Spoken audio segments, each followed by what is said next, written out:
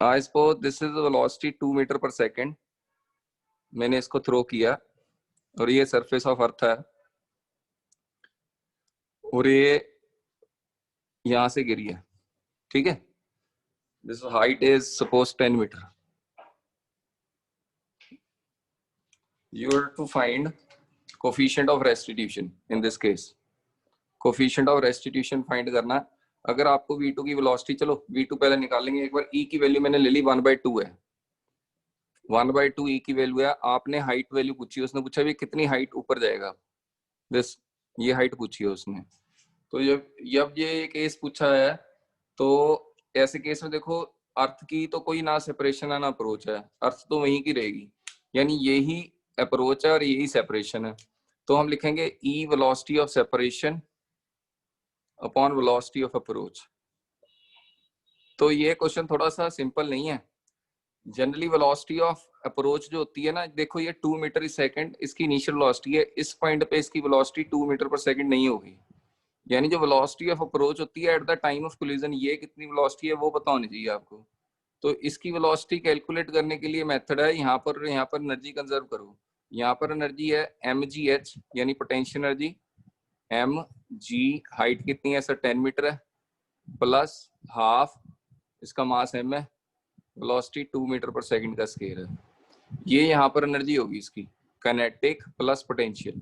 जब यहाँ पर आएगा सिर्फ इसके पास काइनेटिक होगी, यानी हाफ m v का स्केयर। तो ये mm तो सारी जगह कैंसिल हो जाना, तो ये आ जाएगा 10 10 100 200 200 माइनस 4 196, ये करीब आ गई 14 मीटर पर सेकंड। कैलकुलेशन मिस्टेक हो सकती है, वो आप चेक कर लेना अपने आप। तो दिस इज ये जो है ये अप्रोच है कि सेपरेशन है, ये अप्रोच है। तो ये अप्रोच को मैंने नीचे डाल दिया, e की वैल्यू है मेरी 1/2, 1/2 is equal to velocity of separation मैंने निकालना है। जो अप्रोच है वो कितनी आई है 14 मीटर पर सेकंड, यानी वेलोसिटी ऑफ सेपरेशन कितनी आ गई 14/2 दैट इज 7 मीटर पर सेकंड। तो ये क्वेश्चन ऐसे भी आ सकता है, ठीक है। तो मतलब ये आपने देखना भी कैसे करना है। तो मतलब सिंपल ही है। चलो देखो दोबारा से, मतलब मैं तो ई के बारे में बताऊंगा, ई के बारे में सारे बच्चे मुझसे पूछ रहे हैं भी सर व्हाट इज ई, ठीक है। अभी एक बार और देखो क्वेश्चन। अभी एक क्वेश्चन मैंने आपको ना पूरे नोट्स में कराया, वो मैंने आपको पहले वीडियो में नहीं बताया था, वो जल्दी जल्दी से बता देता हूँ। सपोज मैंने मान लिया यहाँ से एक बॉल आई और बॉल ने इनिशियल मैंने इसकी वेलोसिटी 0 ले ली, तो यहाँ पर हिट की हाइट h से। तो अब ये सर ना डायरेक्ट ही करेंगे, जब फ्री फॉल में होती है इसकी वेलोसिटी 0 है यहाँ पर, तो यहाँ कर जो वेलोसिटी है वो √2gh होगी, ठीक है सर, ये समझ में आ गई। ये बॉल स्ट्राइक की, तो ये बॉल यही बॉल यहाँ से √2gh ये हाइट h थी, अब ये दोबारा बॉल ऊपर गई और ये हाइट h नहीं जाएगी, h से कम जाएगी, तो ये हाइट है h1 और ये अब ये वेलोसिटी उठने वाली वेलोसिटी होगी वो √2gh1 होगी। अब वो √2gh नहीं होगी, टक्कर मारने के समय वेलोसिटी √2gh थी क्योंकि उसकी हाइट h थी। अब वो हाइट h1 पे जा रहा है तो उसकी वेलोसिटी उठने वाली √2gh1 होगी, ये ऊपर जाने वाली है। और ये मेरा जो कोलिजन है ये फर्स्ट कोलिजन था, ये यहाँ पर टक्कर मार के ये उठी है, ये पहला कोलिजन है ये दोनों। उसके बाद क्या होगा, आगे आ जाते हैं। यही बॉल दोबारा ऊपर से आई और ये नीचे आ रही है, मैं पिंक कलर में रेड कलर में बनाता हूँ दोबारा से भाई। जब ऊपर वाले यानी ऊपर से बॉल आ रही है, देखो ये हाइट h1 से ही आ रही है सर, हाइट h1 से आ रही है। जब हाइट h1 से आ रही है तो ये वेलोसिटी स्ट्राइक करेगी √2gh1 पे ही करेगी, क्योंकि ऊपर तो कोई लॉस ही नहीं है, लॉस तो टक्कर मारने के तरफ होना है। जब ऊपर जाएगी कोई टक्कर नहीं है तो ये वापस नीचे आएगी, तो वेलोसिटी जिससे उठेगी उसी से आ जाएगी। लेकिन जब ये टक्कर मारेगी अब ये दोबारा उठेगी। तो ये मैंने मान ली ये सेकंड कोलिजन का टाइम आ गया, मतलब यही कोलिजन है सेकंड।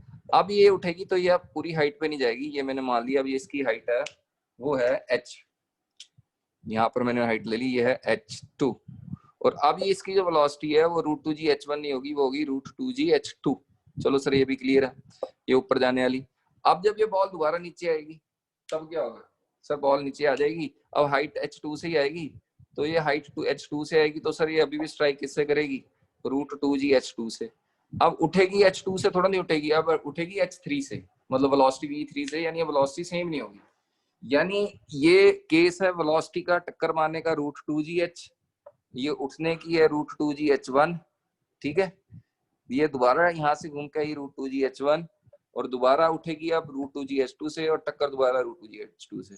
तो ये मेरी कितनी कोलिजन हुई? ये देखो, अगर मैं ये बोलूं ये मेरी फर्स्ट कोलिजन है, ये वाली दोनों मिला के आई और टक्कर हुई, ये कौन सी मेरी कोलिजन है? सर ये मेरी सेकंड कोलिजन है। ठीक है, ये भी ठीक है, ये सेकंड कोलिजन है। ये कौन सी कोलिजन है? ये सर मेरी थर्ड कोलिजन है। ये थर्ड हाइट आएगी ना H3, अब ये तीसरी कोलिजन है, ये वाली। चलो सर समझ में आ गया। ये H2 ऊपर जरा, एक मिनट, फर्स्ट कोलिजन ये, दूसरी ये, तीसरी ये, दोनों। चलो अभी मैंने क्या किया, ई की वैल्यू निकालनी है सब में। सबसे पहले ई की वैल्यू देखो, फर्स्ट केस में वेलोसिटी ऑफ सेपरेशन कितनी है? ये सेपरेट ऊपर जाने वाली ये है, तो ये होगी √2GH1, ये है सेपरेशन। बच्चों को अभी भी नहीं समझ में आएगा, थोड़ा टफ है, ध्यान से देखो। ये सेपरेट हो रही है ना, बॉल ऊपर जा रही है और ये अप्रोच थल्ले आ रही सी, ए है अप्रोच, तो ये आ गया √2GH। चलो सर ये क्लियर है। अभी ये फर्स्ट कोलिजन के लिए है, अभी मैंने सेकंड कोलिजन के लिए ई पूछा, तो सर हम मेरे लिखते हैं ई इक्वल टू, बोलो velocity of separation second case में। ये सेपरेशन है कि ये सेपरेशन है? देखो ये आ रही है, ये अप्रोच है और ये सेपरेशन है। सेपरेशन कितनी हुई सर? √2GH2। ये सेपरेशन है। अप्रोच कितनी है? √2GH1। तो ये सारे क्लियर हो गए, सेपरेशन अप्रोच। अभी मैं थर्ड के लिए भी निकाल सकता हूँ, तो √2GH3 सेपरेशन हो जाएगी, √2GH2 अप्रोच हो जाएगा।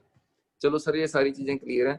अब मैंने क्या करना है, मैंने ना सब में से वैल्यू निकाल लेनी है। सबसे पहले मैंने इधर H1 निकाला, स्केयरिंग करोगे तो रूट हट जाएगा, ई का स्केयर हो जाएगा, 2G कैंसिल हो गया, यानी H1 आ गया हमारा ई स्केयर H।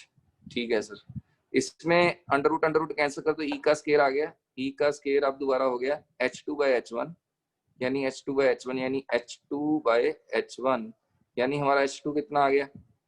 बोलो सर, हमारा H2 आ गया ई स्केयर H1। चलो ये भी क्लियर है।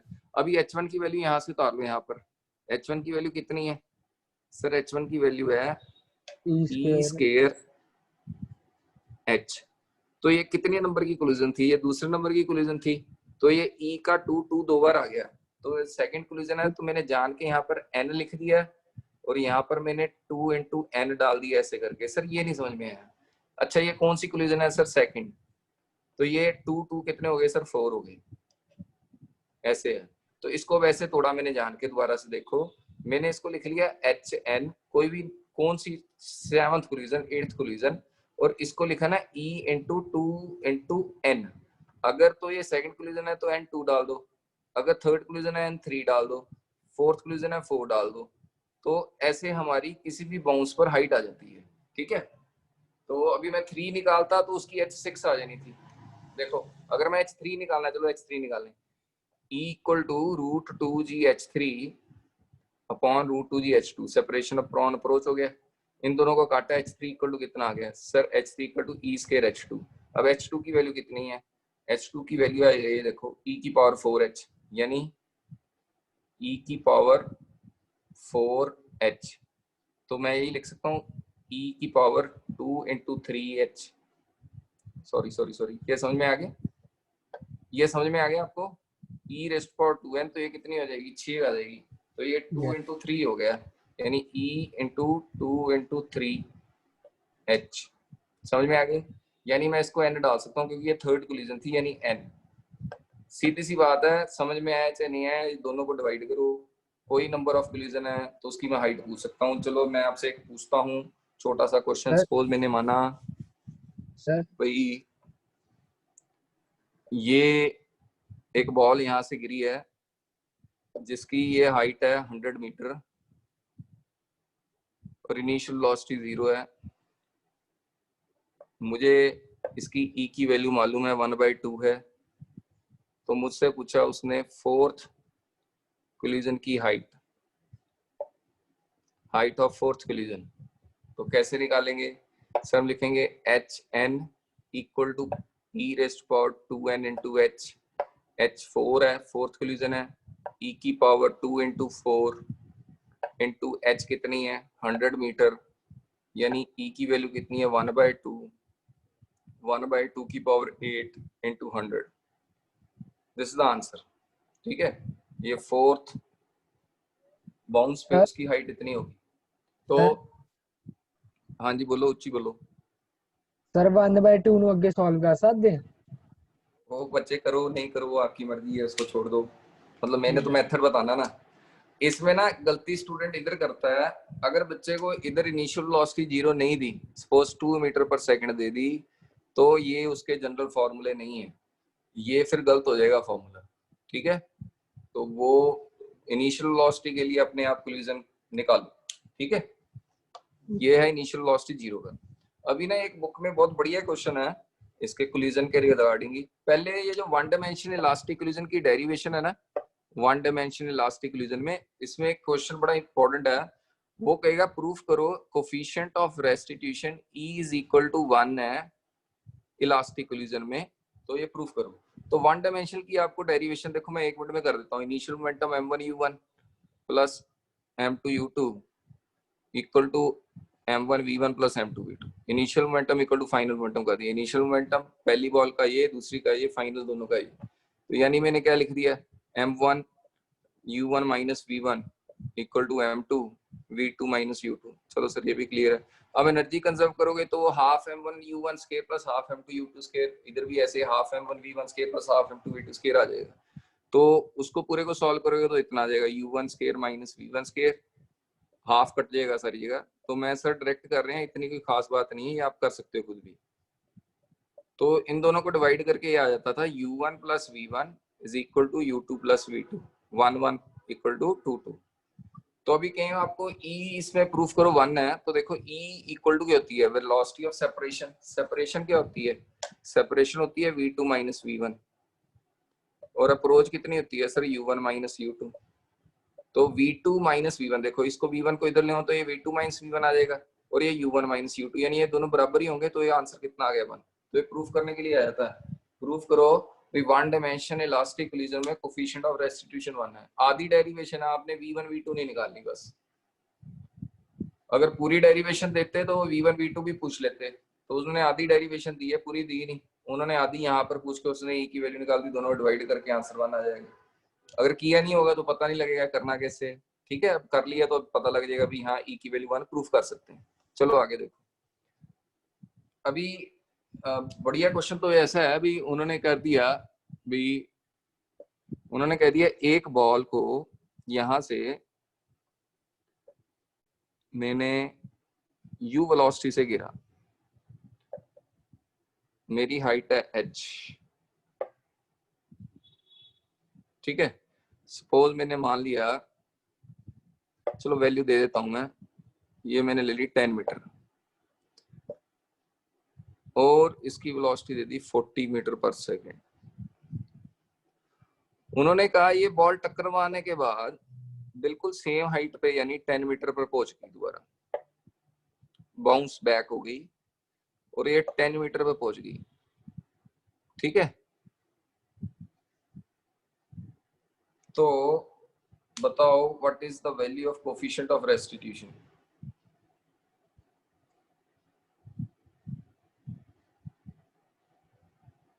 दोबारा से सुनो, इसका आंसर 1 नहीं है बेटा, ये इलास्टिक कोलिजन नहीं है।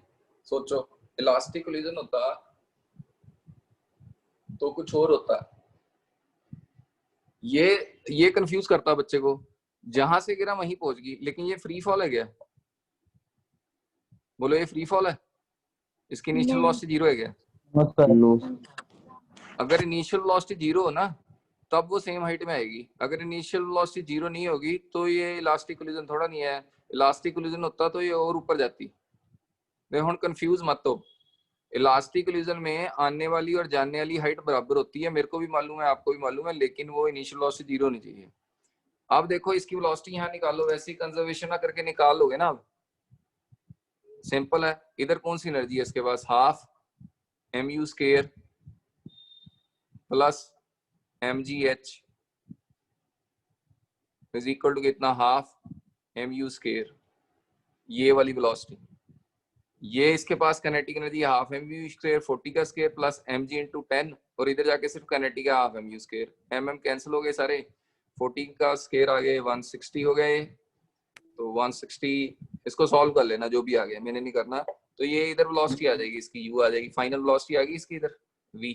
ठीक है, ये v1 मान लिया है। ये सेपरेशन है कि अप्रोच है बताओ? अप्रोच। ये सेपरेशन है कि अप्रोच है? Approach approach approach. हाँ ये अप्रोच है, ये अप्रोच नहीं है, अप्रोच यही है। सेपरेशन अब यहाँ पर निकलेगी, सेपरेशन निकलेगी देखो यहाँ पर। अब इसके पास सिर्फ काइनेटिक एनर्जी है, वेलोसिटी है इसके पास सिर्फ, इसके पास और कोई एनर्जी नहीं है। अब इसके पास सिर्फ वेलोसिटी है, तो ये वेलोसिटी जो मेरी v2 होगी, इधर जो है सिर्फ काइनेटिक एनर्जी यानी हाफ mv2 का स्क्वायर इज इक्वल टू, ऊपर जाके इसने से पोटेंशियल एनर्जी में कन्वर्ट हो जाना mgh।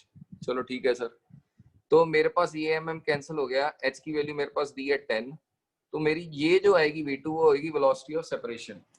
ठीक है, यानी इसमें एनर्जी कंजर्व निकाल करके यहाँ की वेलोसिटी निकालनी है और यहाँ की निकालनी है। तो ये वेलोसिटी ऑफ अप्रोच है कि सेपरेशन? ये सेपरेशन है, ये अप्रोच है। ठीक है, जब मैं ना ई के मगरी पढ़ा हुआ हूँ इतनी देर से, भी आपको समझ में है सेपरेशन अप्रोच क्या होता है, तो वो क्लियर हो गया। ठीक है, अब ऐसे कोई क्वेश्चन देंगे तो कर लोगे। अभी एक क्वेश्चन बड़ा इंपॉर्टेंट है, मैंने कराया भी हुआ है, दोबारा से एक बार रिपीट करता हूँ। सपोज एक बॉडी मास एम है,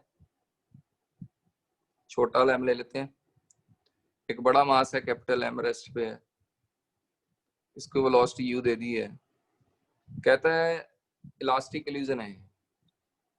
ठीक है, इलास्टिक कोलिजन है, इलास्टिक कोलिजन में उसने पूछना है भी इसमें कितनी एनर्जी ट्रांसफर होगी इनिशियल की। क्वेश्चन समझो, दो बॉडी है 1 और 2, ये रेस्ट पे इसमें एनर्जी है ही नहीं अभी।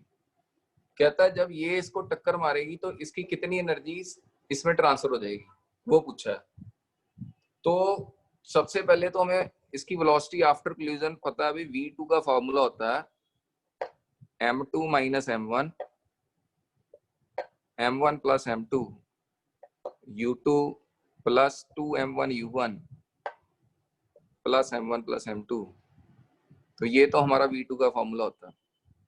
तो u2 तो रेस्ट थी, तो ये तो जीरो होगी, इसको काट दो, यानी v2 कितना आ गया 2m1 u1 upon m1 plus m2, यानी v2 हो गया 2m1 कितना हमारा m है।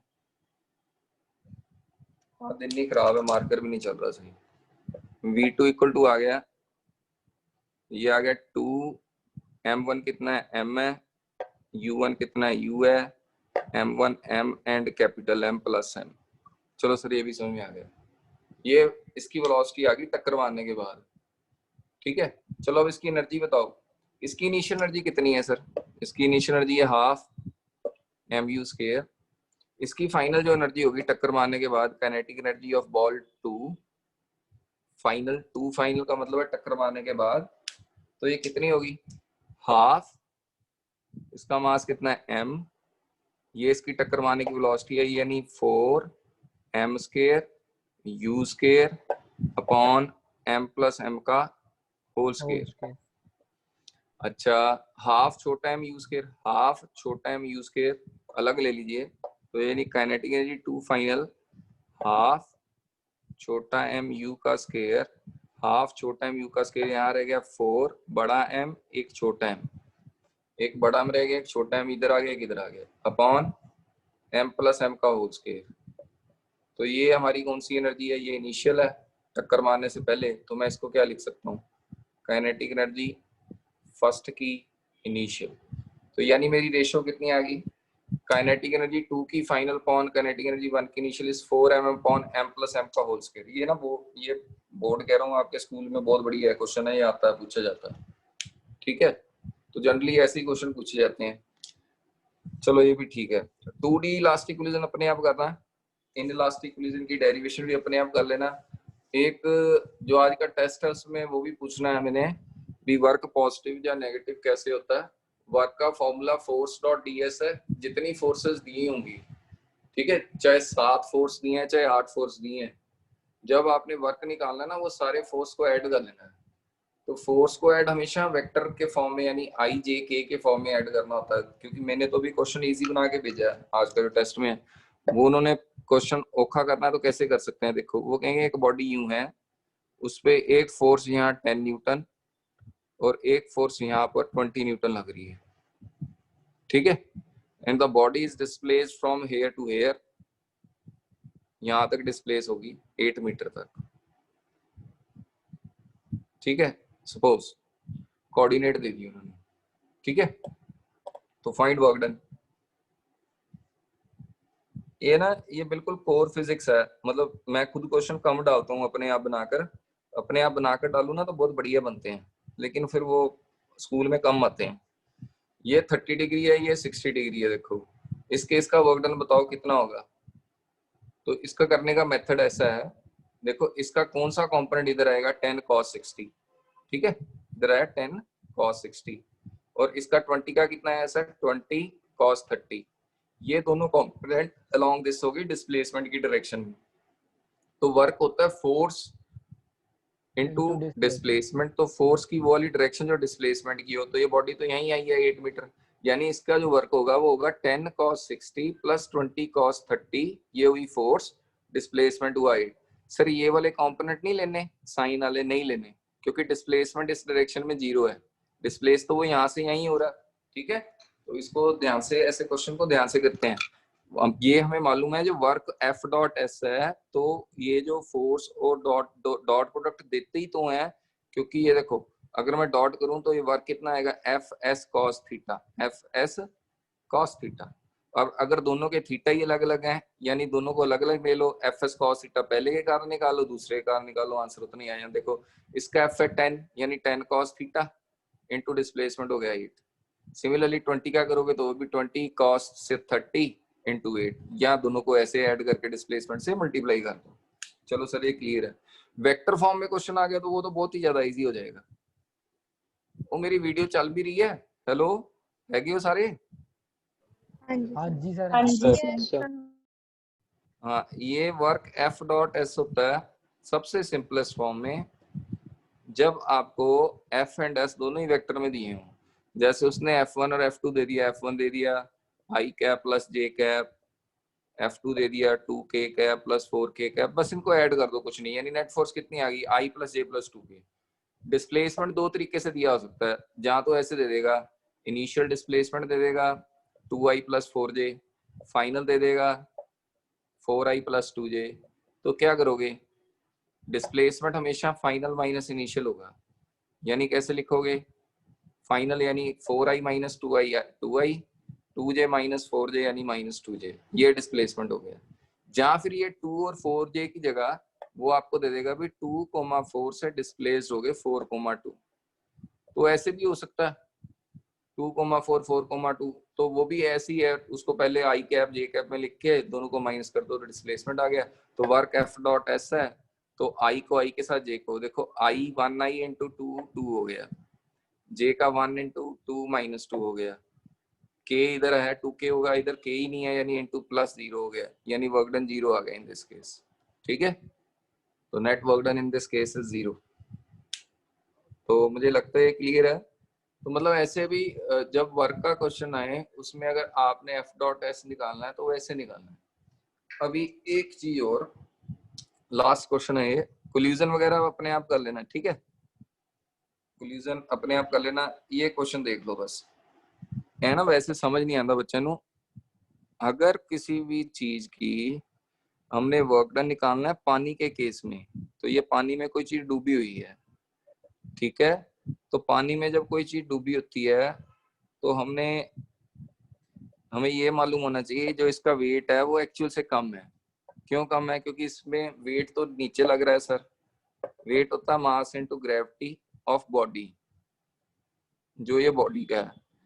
सिमिलरली अपथ्रस्ट होता है mass into gravity of water displaced, water displaced. Sir water displace का क्या मतलब है, जितनी ये बॉल है ना उतना देखो इसने पानी इधर उधर कर दिया, यानी ये जो ऊपर की तरफ है ये एक्चुअल में ये चीज है, ये पानी है, ये वाला पानी, इसका वेट ये अपथ्रस्ट होती है, ये ऊपर की तरफ है क्योंकि ये पूरा डूबा हुआ है।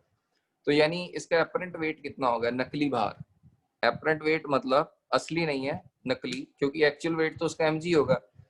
तो वेट ऑफ बॉडी में से weight of water displace minus कर देंगे तो हमारा नकली वेट आ जाएगा। जो नकली वेट है वो कौन होता है, नकली वेट होता है, सॉरी इसको में से माइनस करो, नकली वेट को कहते हैं एपरेंट वेट। नकली वेट मतलब एपरेंट, जो हमें महसूस होगा। एपरेंट वेट होगा एक्चुअल वेट mg, इसकी मैंने डेंसिटी ले ली, मास होता है डेंसिटी इनटू वॉल्यूम, इसकी मैंने डेंसिटी ले ली रो, बॉडी की डेंसिटी रो, ये पानी की डेंसिटी ले ली मैंने सिग्मा, तो इसका आ गया रो vg, this is the weight of the ball, mass into gravity of body, mass density into volume of this ball into g minus weight of liquid displaced, इसकी density है सिग्मा, वो भी mass into gravity है, mass density into volume यानी density sigma and volume, इसका volume और इसका volume same है कि अलग है? सर सेम है, जितनी बॉडी है जितना उसका वॉल्यूम है उतना ही उसने पानी इधर उधर करना है, तो जितनी ये बॉडी उसने पानी इधर कर दिया वो वॉल्यूम सेम है into g, this is the apparent weight. तो sir what is the work done by apparent weight? Work done by apparent weight, अगर कोई यहाँ से इसको ऊपर लेके जा रहा है, डिस्प्लेस कर रहा है 10 मीटर या 4 मीटर जो भी है, तो apparent weight into 10 is the answer work done का, ठीक है।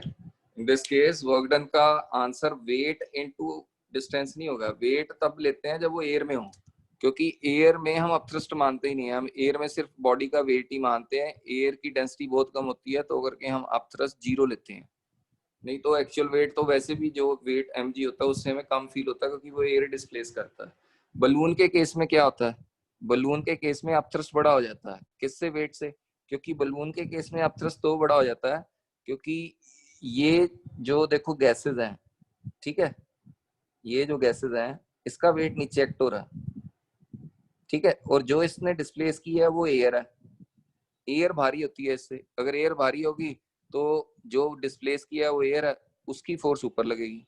ये समझ में नहीं आया सर, ये क्या बोल दिया? दोबारा से सुनो, अगर ये अच्छी तरह समझोगे तो कंसेप्ट अपने आप क्लियर हो जाएगा।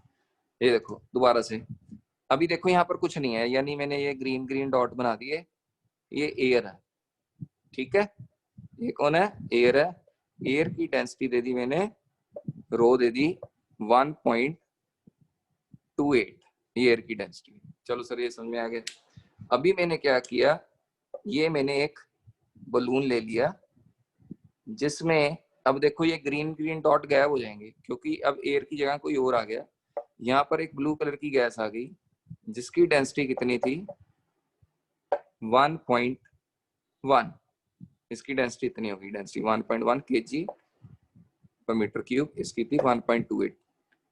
अभी बताओ इसका जो वेट होगा वो होगा मास डेंसिटी, देखो वेट हमेशा मास इनटू ग्रेविटी होता है, तो मास ग्रेविटी यानी डेंस, मास क्या होता है? डेंसिटी इनटू वॉल्यूम, डेंसिटी कितनी है? 1.1, इसका वॉल्यूम कितना है? v है पूरे का, दिस इज आवर वेट, और इसकी अपथ्रस्ट जो एयर उधर उधर की है वो, उसकी डेंसिटी कितनी है? 1.28, वॉल्यूम तो उतना ही है, जितना एयर का वॉल्यूम, जितना इसका बॉल का वॉल्यूम था उतना ही एयर इधर उधर हुई है, वो भी वॉल्यूम इनटू जी। अब ये बड़ा कि ये बड़ा? सर ये बड़ा, तो करके बलून ऊपर जाता है क्योंकि बलून में जो एयर की डेंसिटी है वो ज्यादा होती है और जो बलून के अंदर हवा भरी होती है वो लाइटर होती है, जिसके कारण वेट कम और अपथ्रस्ट ज्यादा हो जाता है, ठीक है।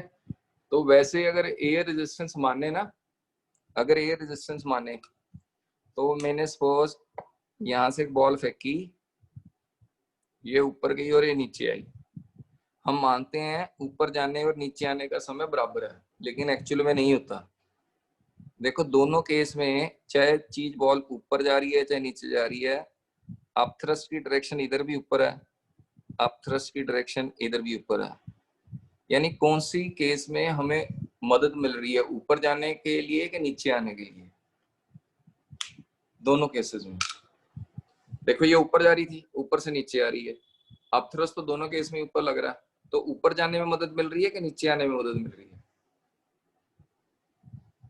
अरे कमाल है यार, कमाल ही है, दोनों केस में ऊपर के लिए मदद मिल रही है, नीचे आने के लिए तो मदद मिल ही नहीं रही। देखो ये ऊपर जा रहा है और ये नीचे आ रहा है, टाइम ऑफ एसेंट और टाइम ऑफ डिसेंट बराबर मानते हैं, लेकिन टाइम ऑफ एसेंट कम होता है, टाइम ऑफ डिसेंट ज्यादा होता है। अपथ्रस्ट की डायरेक्शन ऊपर है, उसको नीचे आने के लिए रोकेगा, जबकि ऊपर आने के लिए दोनों मदद करेंगे, भी ऊपर चलो, ठीक है। एक तो हमारी इनिशियल वेलोसिटी भेज रही है ऊपर, ग्रेविटी तो रोकेगी, वो तो इधर भी रोकेगी, इधर एक्सीलरेट करेगी, वो तो हमने केस पढ़ लिया, आम केस है वो, उस केस में एसेंट और डिसेंट बराबर होता है। अगर हम अपथ्रस्ट कंसीडर करके चलें तो अपथ्रस्ट जो है ऊपर वाली वेलोसिटी को हर एक पोजीशन पे मदद करती है लेके जाने के लिए, और नीचे आने में अपथ्रस्ट मदद नहीं करती, ऊपर ही लगती है अब थ्रस्ट, यानी टाइम ऑफ एसेंट अगर सही तरीके से माना जाए तो वो कम होता है, टाइम ऑफ डिसेंट ज्यादा होता है अगर एयर ड्रैग भी माने तो। चलो इतना ज्यादा पढ़ने की जरूरत नहीं है, तो मैं अभी क्लोज कर रहा हूँ वीडियो। तो किसी को कोई डाउट है तो पूछ लो।